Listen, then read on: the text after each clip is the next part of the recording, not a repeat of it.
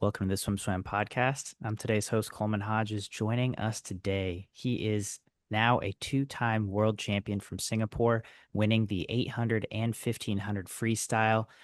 From Tunisia, he set historic times of 7:36.8 in the 800 free and 14:34.41 in the 1500 free. And he's now soon to be a Florida Gator. Today, we are getting to sit down with Ahmed Jaouadi. Ahmed, thanks so much for being here. How's it going? Hey, Colin. Thank you for the invitation, and it's all good. It's all good.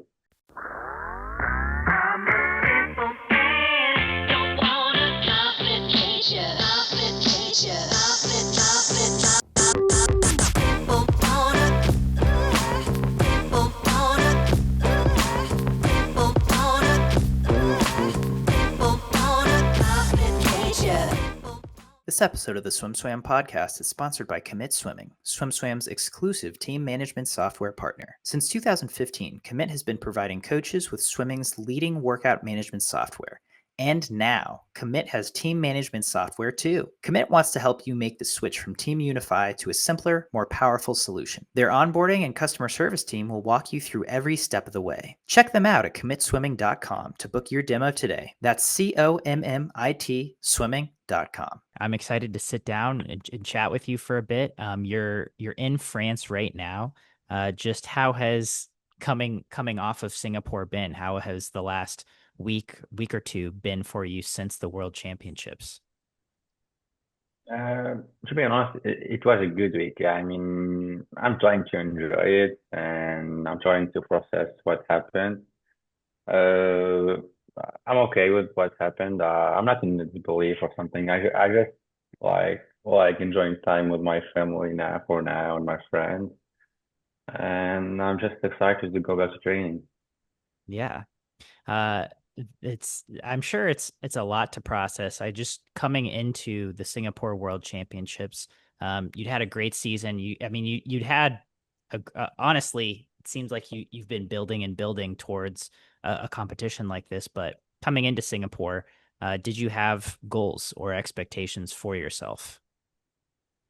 Uh, to be honest, I had like my goal was to get a medal or to win. It was just yeah, I was trying to win, but main goal was to get a medal, and but also at the same time like to do my best, to just do my best and see what happened. If I get a medal, that's okay, and if I don't, that's also okay. It's not the end. I still have a lot of years in front of me, a lot of things to improve and to change, and it was better than what I expected. I was just trying to do my best, and it was good. Yeah. I mean, that's a great mindset to have of yeah, if I get a medal, if I win, great, but if not, hey, I you It's know, okay. Yeah, I mean, there's more important things in life than just swimming or just being swimming a fast time in the pool. Family, friends, relationships with people, all of those stuff. There's a lot of things that are more important, but it is important in my life, and it's what I do, what I like to do. So. I was just trying to stay calm and not stress or overthink my races or overthink whatever I'm doing. Just to be calm, cool, and see what happens. well, it seems like you were able to do that. Do you feel like you were able to stay calm and cool at this World Championships? I mean, I know in the past you had won medals at a short course World Championships. Did this feel like you were dealing with a little more pressure or higher stakes? I, I need to stay calm because I don't remember being stressed or overthink anything about it during the competition. I just remember being calm and just trying to do the thing that I did during the trainings and do what I know what to do and how to do it. And I think Budapest helped me a lot because during the games, I was so stressed. It was really stressful. I couldn't even like I wasn't able to do the things that I was supposed to do. I couldn't even operate correctly or do anything correctly. I was feeling like I was weird in the water. My I was too weird, the feelings, everything. But Budapest, I was going to do it like I was chill. I didn't stress, and I saw that I'm capable to perform correctly when I'm cool and not stressed. And I just tried to do it again in Singapore, and it worked. It worked even better because I don't, I like I told you, I don't remember at any point or any moment of the championship that I was worried about swimming or worried about swimming fast. I was just trying to think about other things, like not overthink the race till the moment I am in the pool, or sometimes I don't even think about the race till like I'm walking towards the pool to swim it. And it helped me to not overthink. And of course, I sometimes I try to visualize the race, visualize the sensations in the water, but not overthink the race or like put any energy that doesn't need to be put in the race or in wherever you're supposed to do after. Yeah. So heading into that 800 free, which was the first race in your schedule, did you have a plan or a strategy going in, or did is that something you didn't even think about, as you mentioned, heading into the race? I think about it, sorry.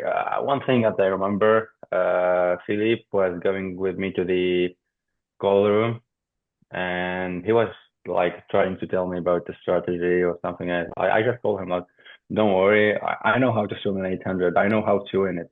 I will try to win it, and we will see what happens.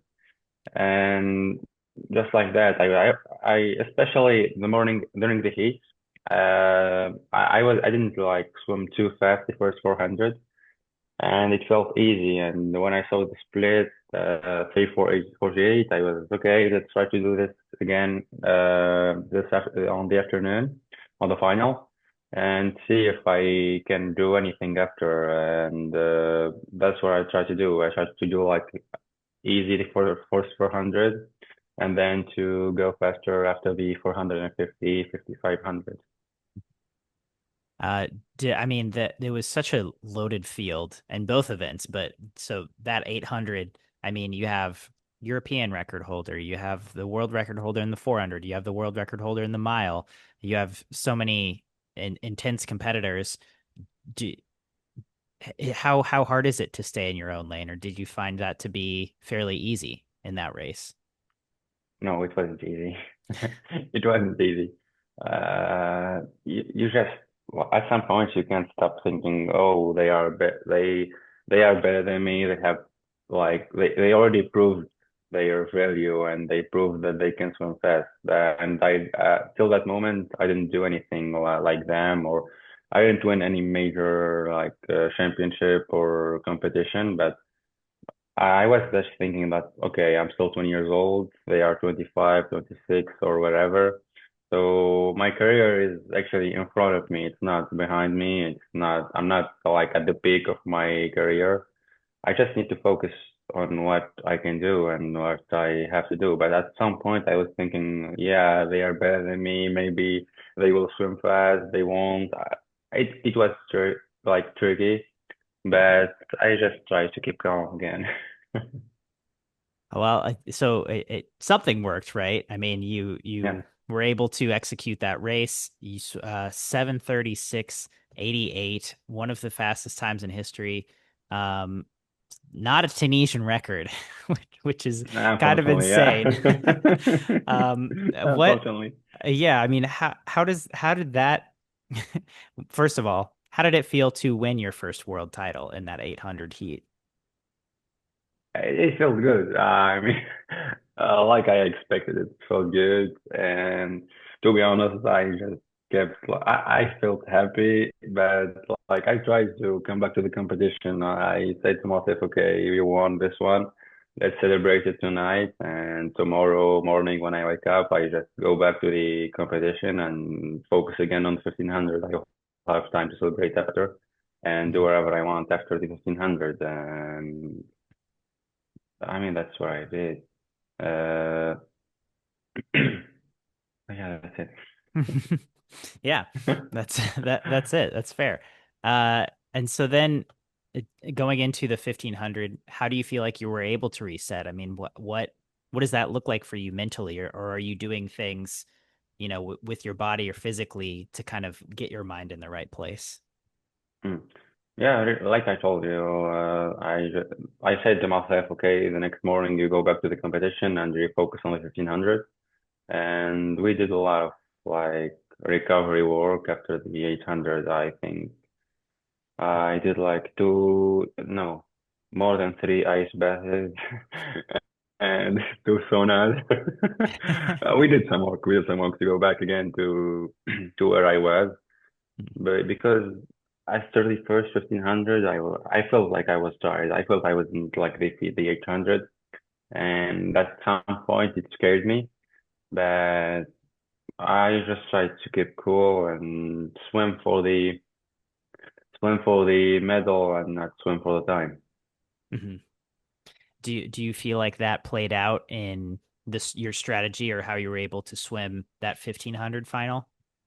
Yeah, yeah. I when I felt tired, I just said to myself, okay, I won't be able to go fast during all the 1500. I just told to myself, and I said that I just need to swim with them till the 800 900 mark, and then go there and do whatever I have to do to win.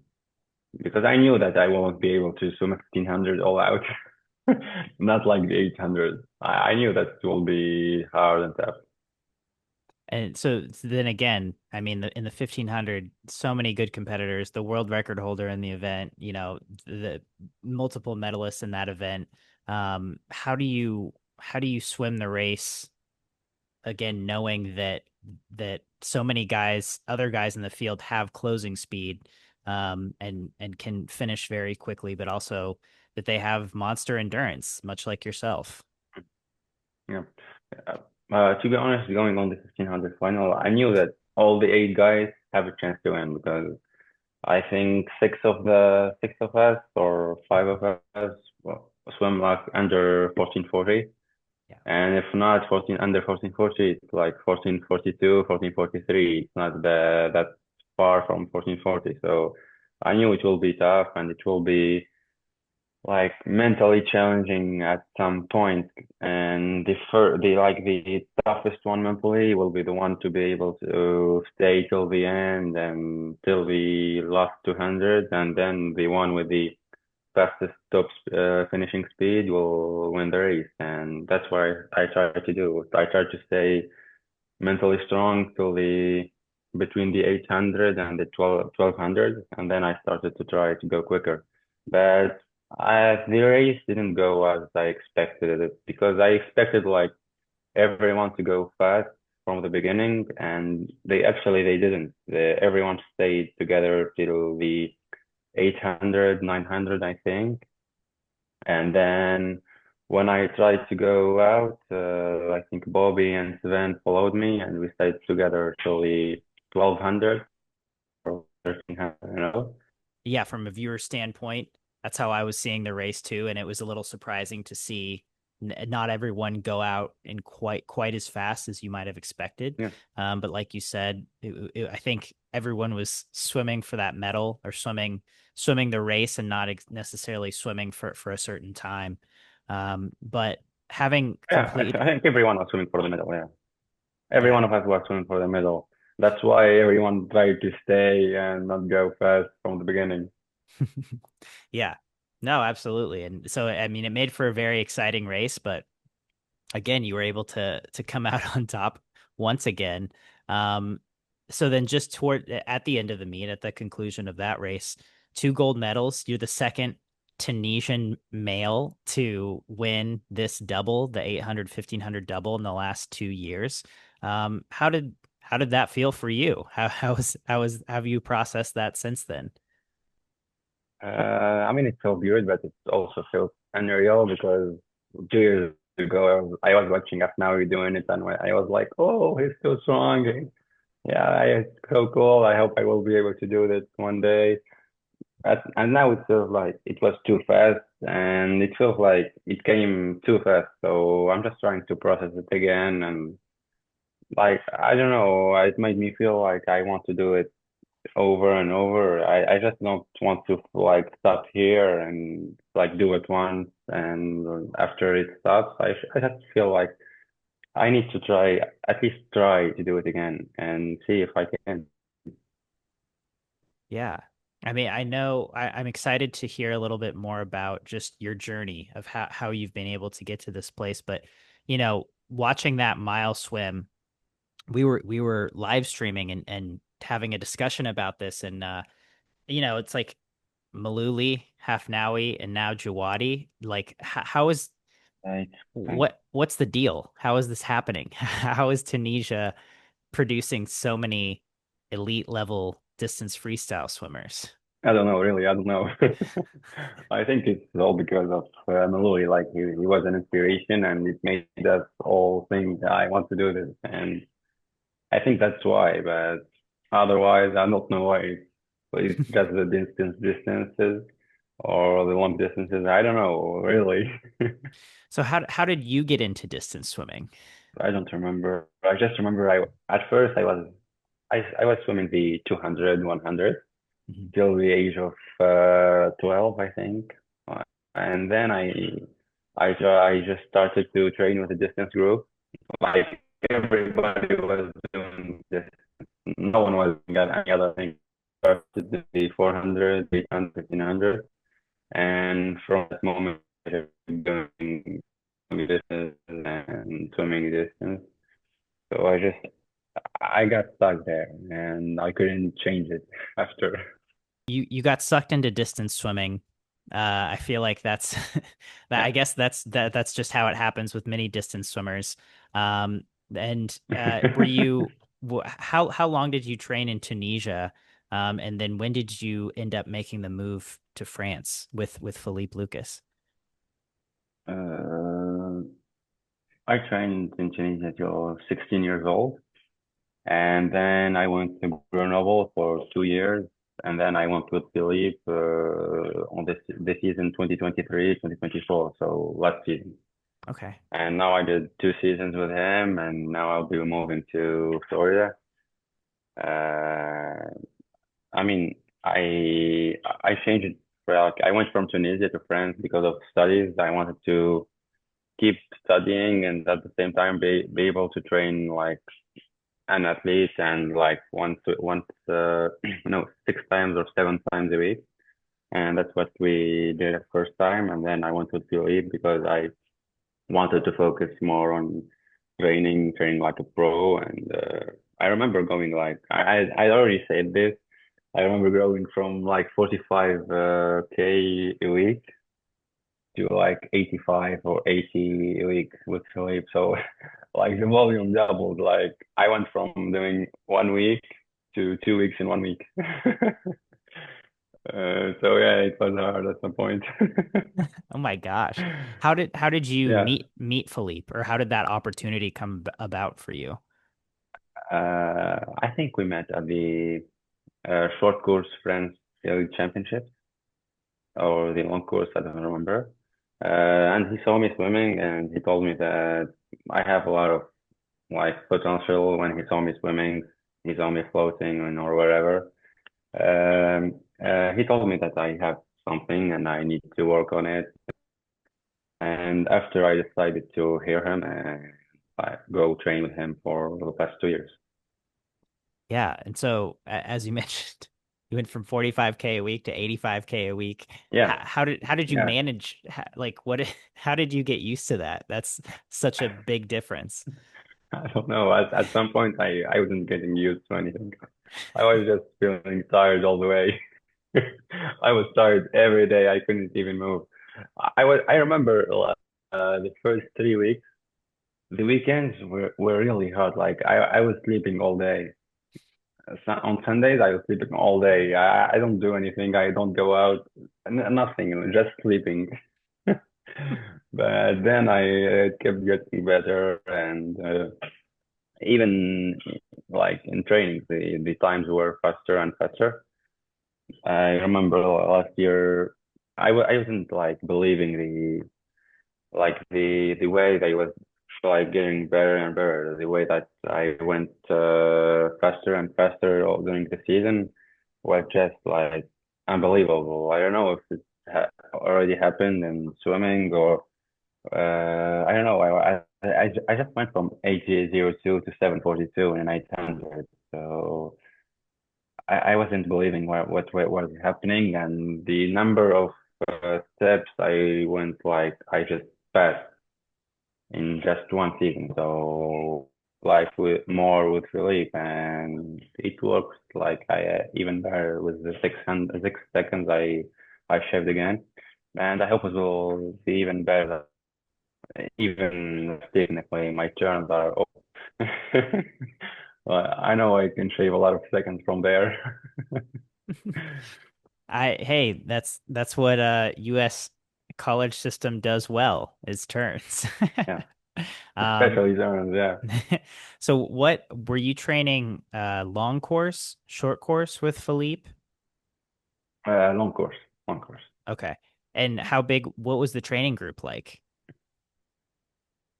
Last year it was a bigger group, but we had like Sasha Vili, he's an open water swimmer. Mhm. We had Pacom Bricout, he's a French Olympic swimmer.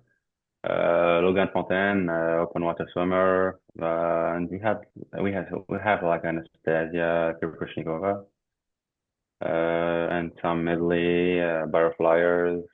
We have a lot of like swimmers that are good in the national French level. And but this year, after the Olympics, a lot of them like stopped or are taking a break actually, like currently. But we had like Rami Ramoni, if you know him, like a Tunisian kid, the 16 years old kid. And we also had Afnawi at some point Really? That's cool. before the official suspension. Yeah, Yeah. before the official suspension, he was training with us. Had you trained with him before? So they officially suspended him. Okay. Yeah. Yeah, we trained for a few yeah before he went and he goes to Indiana. And after that, we stopped training together for a while. But I wasn't really training with him. I was just like seeing him once a week or twice a week because before going to France, I wasn't really interested in training or working hard or whatever. I was just doing it for fun and doing it for competition. I liked competition, and I that's the best part I liked. I didn't like trainings. Sometimes I don't even go because I want to go to my club because it's way easier there than the national team. But then when I went to France, I just started to like think, okay, maybe I need to work a little bit to see better results and give it some time. And I kept like I started doing it like once a week. Arkady once told me that it was the case with Lochte too. I don't know with which coach. I think it was with Coach Troy. And he didn't like working hard and doing things like hard sets. And he told them to start to doing it like once a week and twice a week, till it becomes a habit and you start to do it better and better and more often. And that's what I did. At first, I started to like train, like do out of 7 trainings, I do one or two like hard. I try to push myself. And when I don't feel like it, I don't do it. And then I started to go like half of them, then all of them. And that's how it like kept progressing and getting better. And it really helped me to like start understanding the value of working hard because after in the competition when you see the results you say, okay, I mean I'm proud of what I did and I need to keep doing this. You feel the like a lot of emotions, and one of them, you feel like you are proud of what you're doing, and it makes you feel good, and you want to go back to training and do it again and see where it goes. That's a great that's a great story. Thank you for sharing that. Yeah, yeah, it helped me. It helped me too, so I help it with other people. Yeah. When did you when did I guess you first implement that mindset of like, Nope, it's cutting in. oh, I think we're back. Yeah, When we did are back now. We're back. we're back. So when did you first implement that mindset of kind of switching to like, okay, I'm going to work hard once a week and then build up to twice a week and when did that start for you?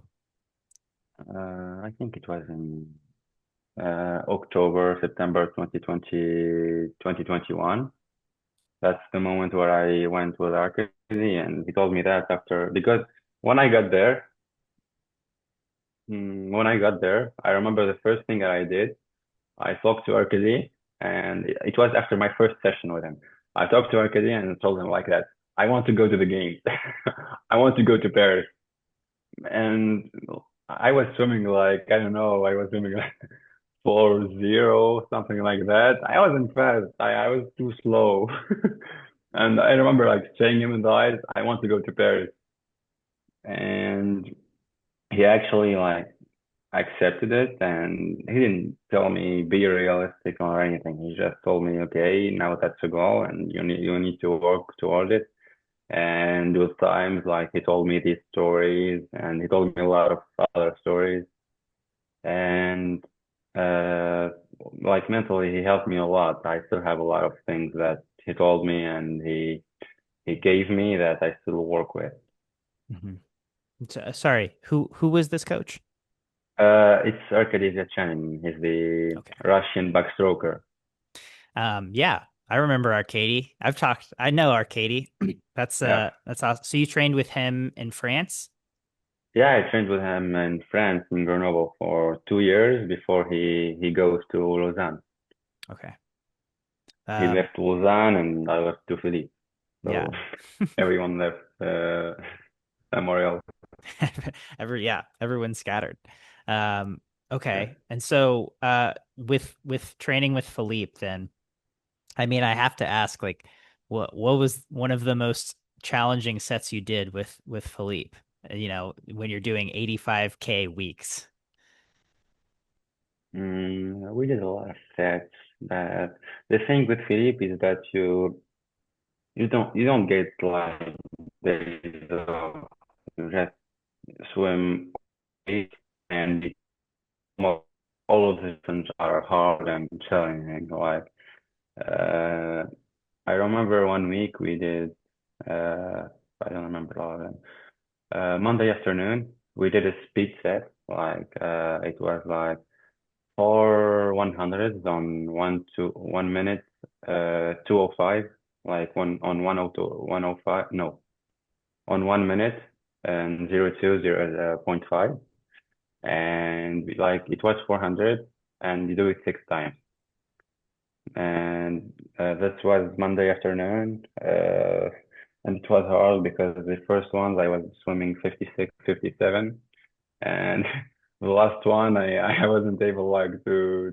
keep the 1 minute like I was like just trying to do 1 minute and like to finish the set.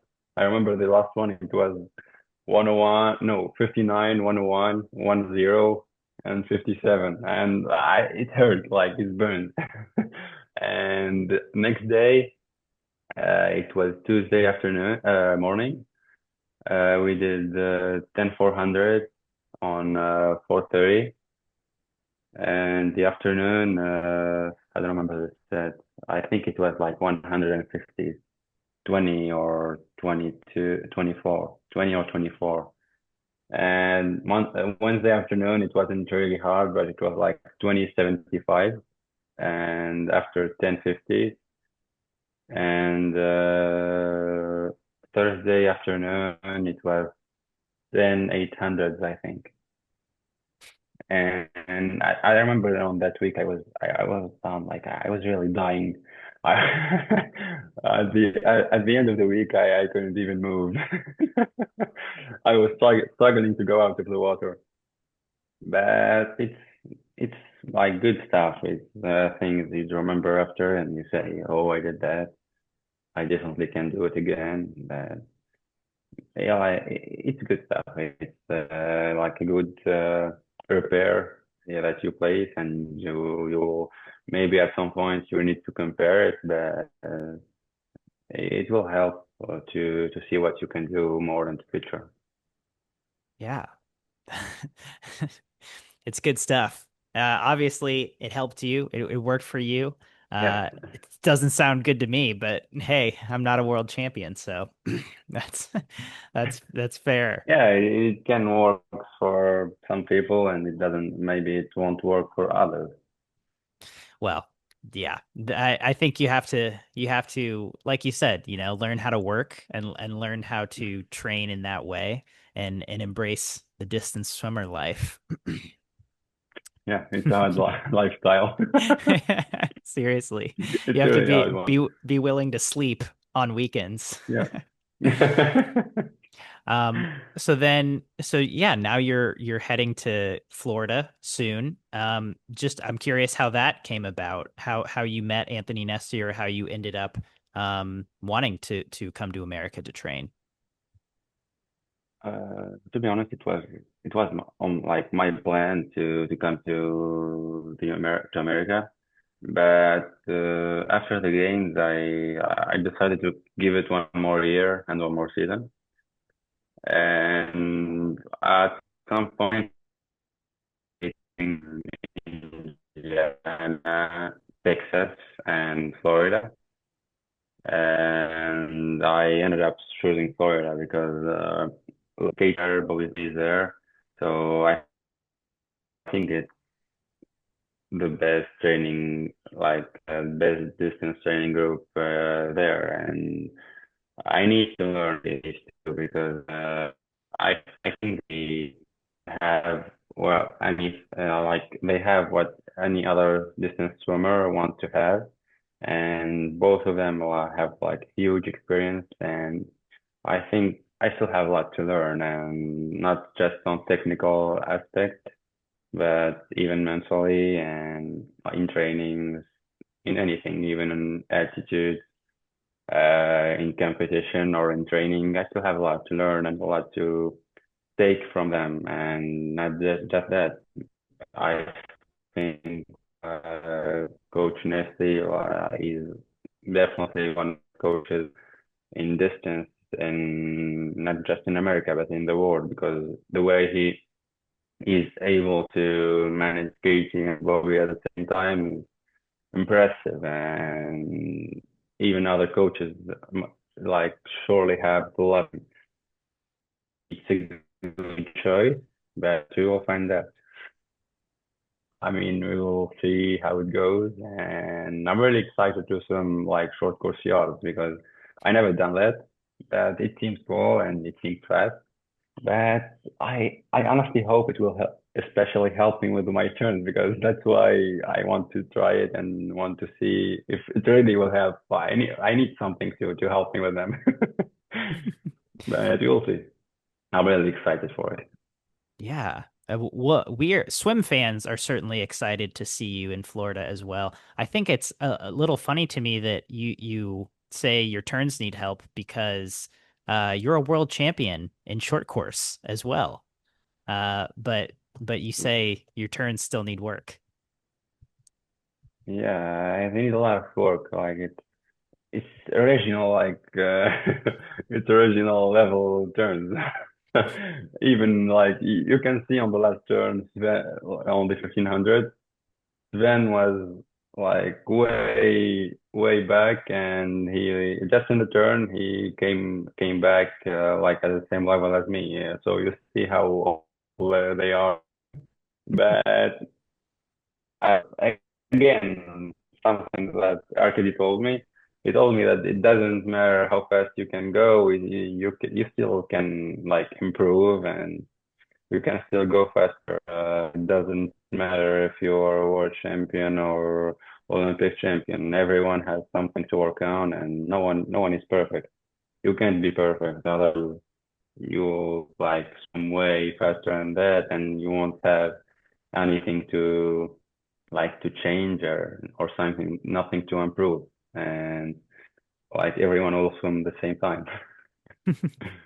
Yeah, no, absolutely. I mean, I think we've seen just in the last few years, right? So many amazing distance swimmers have sprouted up and found ways to go faster. And I think we're continuing to see people get faster and faster. You put up the fastest 800 that we've seen, it's I think since 2009, and that's really exciting. Um, Yeah. and to see it move forward. I'm curious. I've filmed a few practices at Florida with Bobby and Katie. And I've filmed practices all around the world. They're some of the most exciting practices I've ever seen. Have you seen those practices? No, not yet. So, I so don't know where to find them. I'll send you a link. But so Okay. you're Okay, that's you're correct. you're going in blind to this Florida training, but I think it's going to be great. And certainly as swim fans, we're excited to see you and Katie and Bobby and I think Half Nowie as well, all duking it out in the distance lane at Florida. So congrats on your decision. And are you leaving for Thanks. Florida soon? I think I will be leaving on the 23rd or 24th. I'm still waiting for my visa, and we'll see if I get it before the 23rd. But if I get it, like I think it's supposed to be, and I will get there. I need to be ready. I will I will have to swim like a few competitions like dual meet. I think that's how they call them. Yeah. Like the first one will be in September or October in Indiana, so I will have to be ready for that.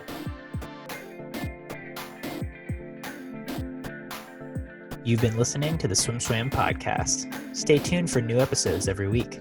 You can take SwimSwam podcast on the go by subscribing on your favorite podcast platform. Look for links in the description below, and be sure to subscribe to our YouTube channel for more videos as well.